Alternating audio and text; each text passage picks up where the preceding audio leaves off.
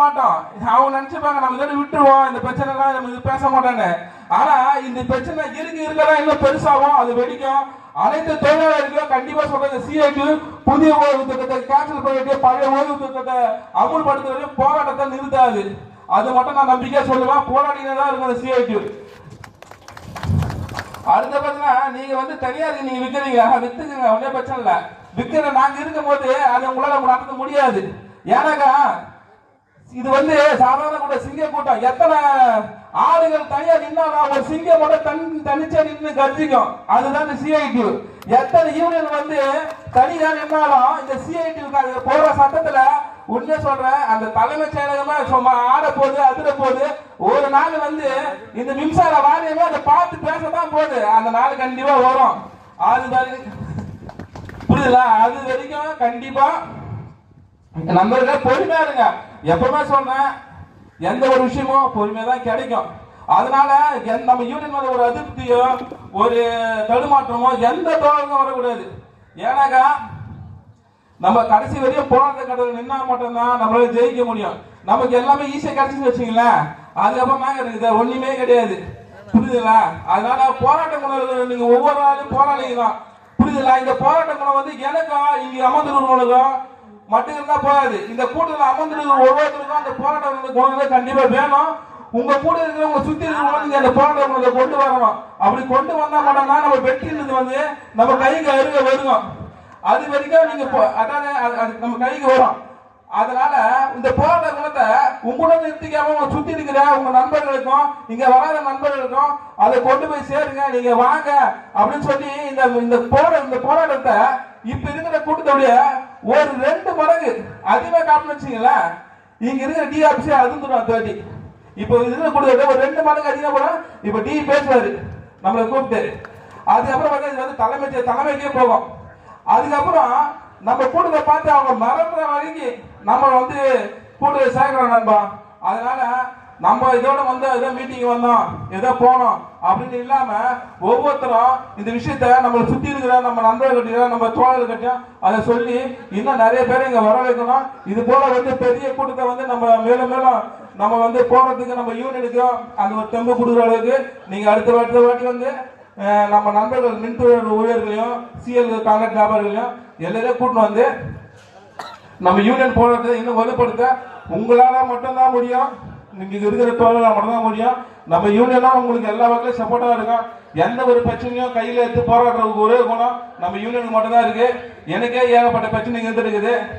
அதெல்லாம் நம்ம தோழர்கள் எல்லாமே முன்னு நின்று எல்லா பிரச்சனையும் தீர்த்து வச்சிருக்காங்க. அதே போல உங்களுக்கு ஏற்படுற பிரச்சனை அனைத்தையும் நம்ம தோழர்கள் தீர்த்து வைப்பாங்க. அதுக்கப்புறம் பாத்தீங்கன்னா கேங்மேன் பதவி கள உதவி பணியை மாற்றிடுங்க, ஊர் மாறுதல் வழங்குங்க. இப்போ ஊர் மாற்றத்துக்காக பாத்தீங்கன்னா நிறைய கேங்மேன் நண்பர்கள் வந்து அப்ளை பண்ணியிருக்காங்க. ஆனா பாத்தீங்கன்னாக்கா இவங்களுக்கு வந்து கொடுக்கலாமா வேணாவா, இவங்களுக்கு குத்தனா பண்ணுவானுங்க, அந்த மாதிரி இவங்க யோசிக்கிறாங்க. ஏன்னாக்கா அவன் வந்து கேங்மேனை பத்தின ஒரு பெருசா ஒரு ஒப்பீனியன் கிடையாது. அவனா ஏதோ வேலைக்கு எடுத்துட்டோம், அவன் ஒரு ஓரமா இருந்துட்டு போறான் விடுங்க, அவன் அப்படிதான் நின்று ஓரமா கத்திட்டு போவான், அவன் கத்துவான். ஆனா அதை பார்த்துக்கிட்டு சிஐடி சும்மா இருக்குமா, அதை நீங்க கொஞ்சம் யோசிச்சு பாருங்களேன். அதனால நீங்க வந்து ஒரு அதிகாரிகள் வந்து ஒரு மத்தன போக்கா நடந்துக்கிறீங்க. இந்த மத்தன போக்கா நீங்க எவ்வளவு நாள் நடந்துட்டு இப்ப யோசிச்சு பாருங்க. அது இந்த சிஐடி எவ்வளவு நாள் தான் பொறுத்துட்டு போவோம். அதனால தோழர்களே இப்போ நான் சொல்றேன், உங்க அனைவருக்கும் ஊர் மாற்றம் கண்டிப்பா கிடைக்கும். உங்களுக்கு கிடைக்க வேண்டிய 6% ஊதியமும் கண்டிப்பா இந்த சிஐடி மட்டும் தான் வாங்கி தர முடியும். அதை ஒண்ணு மட்டும் நீங்க மனசுல நினைச்சீங்க, அதை பத்தி நீங்க வேற எதுவும் பெருசா யோசிக்காதீங்க. நம்ம யூனியன் ஒருத்தரையும் கைவிடாதுங்க. நீங்க என்ன வேணா நினைச்சீங்க, நம்மளாம் வந்து ஏதோ வரோம் கடமைக்கு வரோம் அப்படின்ற மாதிரி ஏதோ நினைச்சீங்க. ஆனா நம்ம சிஐடி நிஜமா சொல்றேன், உங்களை ஒருத்தரையும் கைவிடாது. எந்த ஒரு சின்ன பிரச்சனை இருந்தாலும் என்ன வரைக்கும் ஒரு யூனியன் சப்போர்ட் பண்ணுதுனாக்கா அது நம்ம சிஐடி யூனியன் மட்டும்தான். வேற எந்த யூனியனும் உங்களுக்கு ஏற்படுற பாதிப்புக்கு முன்கூட்டியே வந்து நின்று அந்த விஷயத்தை தீர்க்கிற அளவுக்கு சிஐடி யூனியன் மாதிரி ஒரு யூனியன் இருக்குதான்னு இன்னைக்கு தெரியல. எந்த ஒரு பிரச்சனை வரைக்கும் இது வரைக்கும் சிஐடி யூனியன் மட்டும் தான் எல்லா பிரச்சனையும் முன் தூக்கி சுமக்குது, எல்லா விஷயம் சுமந்து இந்த மின் உயர்வுகள் எல்லா பாதுகாப்பையும் அளிக்கிற ஒரே யூனியன் மட்டும்தான். உங்களுக்கு எந்த ஒரு பிரச்சனை இந்த அரசாங்கம் ஏற்பட்டாலும் அது எதிர்க்கிற முதல் யூனியனும் நம்ம யூனியன் தான். புரியுதுங்களா? அதுக்கப்புறம் ஒப்பந்த ஊழியர்கள் அடையாளம் கண்டு நிரந்தரப்படுத்திருக்காரு. அதாவது ஒப்பந்த வந்து பணி செய்யறான் அவனை, அதாவது ஒரு ஜூஸ் ஒன்று போடும் பாத்தீங்களா, ஒரு மாதுளம்பழ ஜூஸ் வேணாக்கா அந்த மாதுளம்பழத்தில் அப்படியே ஜூஸை பிழிஞ்சு அப்படி தூக்கி அப்படி விசை அடிப்போம். எல்லா வரைக்கும் பாத்தீங்கன்னாக்கா நம்ம கான்ட்ராக்ட் லேபர் இருக்கும் அனைவரும் பாத்தீங்கன்னாக்கா அந்த மாதுளம் ஜூஸ் மாதிரி பிழிஞ்சு அப்படி தூக்கி ஓரம் போட்டுறாங்க. அவங்கள பத்தி எதை பத்தி யோசிக்கதே கிடையாது. அவன் யாருக்காக வந்து கஷ்டப்படுறான், எதுக்காக வந்து கஷ்டப்படுறான், எதுக்கு அவன் மின்சாரத்துல மாட்டின்னு தொங்குறான், என்ன கதை ஏதுன்னு யாருக்கும் இங்க புரியுதா இல்லைன்னு தெரியல. அவன் பாட்டுக்கு வரான், ஏதோ அவனுக்கு ஏதோ அன்னைக்கு கிடைக்கிற ஏதோ ஒரு 10-20 அதை வாங்கிட்டு போறான். அதை வச்சு அவன் குடும்பம் நடத்துறானா இல்லையா அதை பத்திலாம் எனக்கு கவலை இல்லை. அவன் யாருன்னு எங்களுக்கு தெரியாது, அவ்வளவுதான். அதனால அவனுக்கு எதுக்கு நான் வந்து இது பண்ணணும், அவனுக்கு எதுக்கு வந்து நான் வந்து வேலை வந்து கொடுக்கணும், அதெல்லாம் கொடுக்க முடியாதுங்க. அதெல்லாம் உங்க வேலைங்க.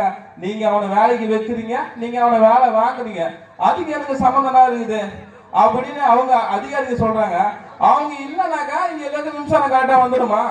இங்க இருக்கிற மின் உயர்கள் வந்து இருக்கிற போட்டிய வேலை எல்லாரும் முடிச்சிருவாங்களா சொல்லுங்க? அந்த அளவுக்கு நம்ம நிறுவனத்துல வந்து வேலையாட்கள் இருக்காங்களா சொல்லுங்க? இல்ல இல்ல வேலை பண்றாங்க வர. ஏற்கனவே எப்படி சொல்றாங்க, நான் வரும்போது எங்க செக்ஷன்ல இப்பதான் கேங் வந்து ஒரு 4 வருஷம் ஆகுது. இந்த 4 வருஷத்தை பாத்தீங்கன்னா எங்களை மட்டுமே கிட்டத்தட்ட ஒரு 17 பேர் ஷாப் இருந்தோம். இப்ப பாத்தீங்கன்னாக்கா மிஞ்சி போனா ஒரு 7 பேரோ 6 பேரோ தான் இருக்கும். மீதி எல்லாம் நாங்களே செய்யறோம். அப்படி இல்லைனாக்கா வெளிநாட்டுல வர வச்சு அந்த வேலை செய்யற அவார்டு வந்து ஈவினிங் இருக்கு. அந்த மாதிரி தான் நம்ம யூனியன் இப்போ போயிட்டு இருக்கு, நம்ம மின்சாரத்துறை வந்து இன்னைக்கு போயிட்டு இருக்கு. அதனால இந்த அதிகாரிகளுக்கு அது தெரியும்.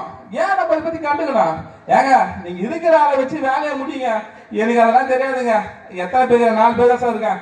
4 பேரா? 4 பேர் வச்சு வேலையை முடிச்சுட்டு அங்க பாரு பக்கத்து செக்ஷன்ல 2 பேர் வச்சு வேலை முடிக்கிறான். நீ உன்னால 4 பேர் வச்சு வேலை முடிக்க முடியாதா?